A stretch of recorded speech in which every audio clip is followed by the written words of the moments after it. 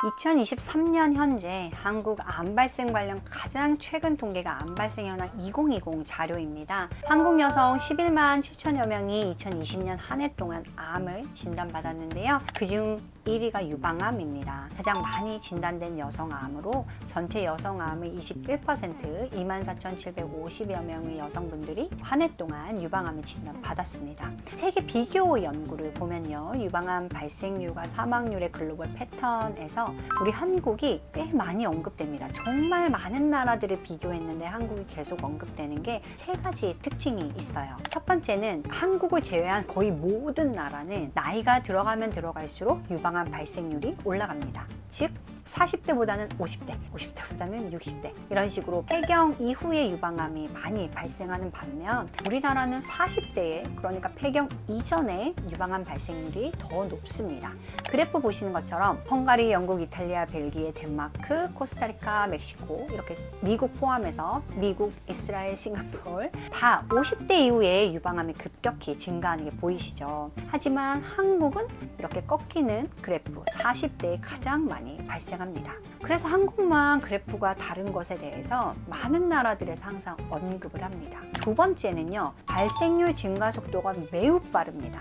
발생률 자체는 여전히 서구가 높아요. 2020년 자료를 보면 인구 10만 명 기준으로 미국은 90명, 영국 88명, 일본 76명, 그리고 한국은 64명이니까 그 자체는 낮은 상태지만 이 증가하는 속도가 너무 빠릅니다. 그래서 미국이나 영국은 더군다나 감소 추세거든요. 그런데 한국은 이렇게 급격히 증가 추세에 있어서 이 저자가 신기하게 생각하고 있습니다. 세 번째는요, 사망률이 가장 낮습니다. 다르게 말하면 진단될 당시에 유방암 병기가 매우 낮은 경우가 많습니다. 유방암 사망률이 인구 10만 명당 6.4명 정도로 전 세계 사망률 중에 가장 낮아요. 여러분들이 아시는 것처럼 그리고 예상하시는 것처럼 검진이 활성화되어 있어서 그 혜택을 보는 게 바로 유방암인 것 같습니다. 물론 암을 진단하고 치료하는 게 너무 조기에 발견하는 거 아니야? 이렇게 생각하실 수 있는데요. 유방암만은 조기에 발견하지 않으면 정말 고생을 많이 합니다. 그래서 저는 이건 아주 긍정적인 변화라고 생각하는데요.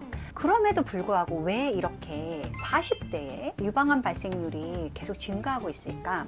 그 원인은 단순히 검진을 많이 하는 것만으로 설명하기는 어렵습니다. 환경적인 변화가 좀 있는데요. 이 부분을 오늘 영상에서 다뤄드리고 또 다음 영상에서는 환경적인 생활 습관과 관련해서 우리가 피할 수 있는 방법들은 어떤 게 있는지 다뤄보도록 하겠습니다. 가장 대표적인 요인은 물론 유전적인 요인이 있습니다. 그런데 유전적인 건 이제 우리가 어떻게 바꿀 수는 없잖아요. 그래서 오늘은 제가 자세히 다루진 않고 이 시간에는 에스트로겐이라는 여성 호르몬에 대한 이야기를 하려고 합니다. 어쨌든 유방암은 여성 호르몬 에스트로겐의 노출 기간이 길수록 위험도가 올라갑니다. 에스트로겐 자체가 직접적으로 유방암을 유발하지는 않지만요. 노출된 기간 동안 더 많이 노출이 되면 우유 나오는 관, 유관의 세포 증식이 촉진이 되고 이게 유방암 위험을 증가시키는 요인이 됩니다. 에스트로겐 노출이 어떻게 높아졌을까? 일단 첫 번째, 월경이 빨라졌습니다. 13세 이전에 초경을 빨리 하는 경우에 에스트로겐에 노출되는 시작점이 너무 빨라지는 거죠. 두 번째는요, 30세 이후에 임신이나 출산하는 경우 그리고 모유 수유를 하지 않는 경우에 에스트로겐의 노출이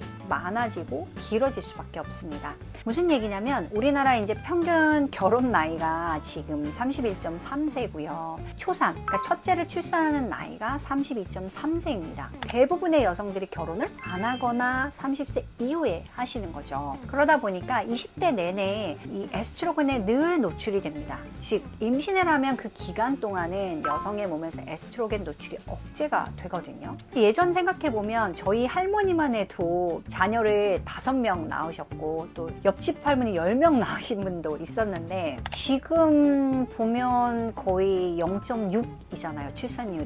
그러니까 사회 문제이기도 하지만 낮아지는 출산율만큼 유방암 발생률이 높아지는 겁니다. 뭐 그렇다고 해서 우리가 유방암에 안 걸리기 위해서 이제 출산을 막 20대에 할 수는 없는데 에스트로겐의 노출이 길어진 게 이런 영향을 줄 수 있다, 이런 의미고요. 또 다른 요인은 또 에스트로겐 노출이 길어지는 건 폐경 나이가 늦어지는 겁니다. 그러니까 55세 이후에 폐경을 하는 거죠. 아니면 50세에 폐경을 하시더라도 에스트로겐 대체요법을 하는 경우입니다. 그런데 여러분들, 우리 한국 여성은 에스트로겐 대체요법을 쓰는 거에 대해서 걱정하실 필요가 없습니다. 유방암이 생길 정도의 위험은 10년간 매일 잘 쓰셨을 때 겨우 조금 올라가는 걸로 돼 있어요. 더군다나 우리는 폐경 이후에 유방암 발생률이 높지 않은 나라이고 오히려 폐경 이전에 유방암이 높기 때문에 너무 달아오르고 힘든데 참으시면서 괴로워하실 필요는 없습니다. 그건 시기적절하게 선생님과 상의해서 쓰셔야 되고요. 일단은 이 폐경 이전에 에스트로겐 노출을 또 길게 하는 게 또 있습니다. 바로 경구 피임제를 쓰는 거죠. 어린 나이에 또는 장기간 피임약을 복용하면 우리 몸이 만드는 에스트로겐보다 더 많은 에스트로겐 노출이 있기 때문에 유방암 위험이 올라갑니다. 약국에서 파는 피임약들을 그냥 자의로 사서 드시는 경우가 있는데요. 그거보다는 계속 써야 된다면 한 번쯤은 의사 선생님과 상의해서 결정하시는 것도 좋을 것 같습니다. 세 번째는 많은 분들이 간과하고 있지만 한번 생각해보면 가장 막을 수 있는 방법이 바로 환경 호르몬의 노출입니다. 환경 호르몬은 우리 몸에서 성 호르몬처럼 작용할 수 있어요.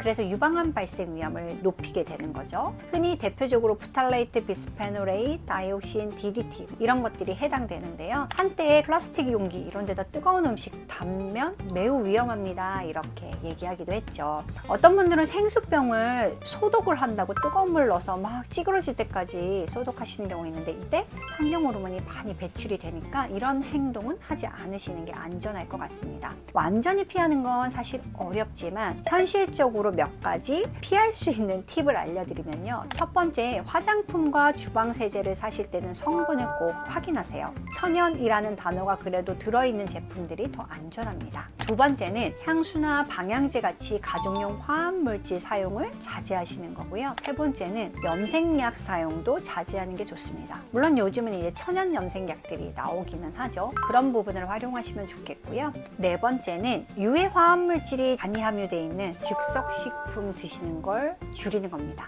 컵라면을 비롯해서요. 요리할 때 또 환기팬을 사용하시는 것, 또 플라스틱 식기 사용을 좀 피하시는 것도 도움이 되겠습니다. 오늘은 제가 유방암이 우리나라 너무 독특하게 40대에 너무 많아지고 이 이유 중에 낮은 출산율과 관련이 있다는 것, 그 외에도 에스트로겐 노출을 많이 하게 되는 여러 가지 요인을 말씀드렸는데 여러분들의 일상에서 그런 부분 중에 피할 수 있는 것들이 있다면 여성분들은 피해 보시면 좋을 것 같습니다. 건강하시고요. 다음 시간에는 생활 습관 중에 유방암 위험을 낮출 수 있는 것 또는 높이게 되는 행위들을 말씀드려 보겠습니다. 건강하세요.